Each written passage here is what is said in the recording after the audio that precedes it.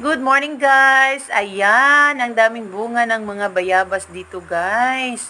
So while nandito ako sa taas at nagwawali sa aming rooftop, nakita ko tong mga bayabas na to guys. And try tayong kumuha ng hinog na bayabas. Ayan, may nakuha na tayo guys. And tikman natin. Wow, sarap naman. Very yummy and crunchy siya guys. Kasi fresh from the tree. Kaya ayan, tingnan nyo, kumuha ulit ako guys. Masinog siya. Ayan.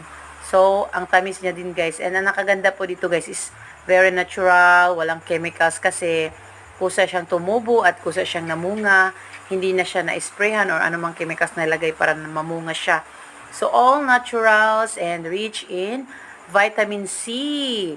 So, tingnan nyo naman ang sarap-sarap guys. So, yun lang. Thank you so much for watching and kakain pa ako dito guys. Magpapak pa ako ng bayabas. Thank you!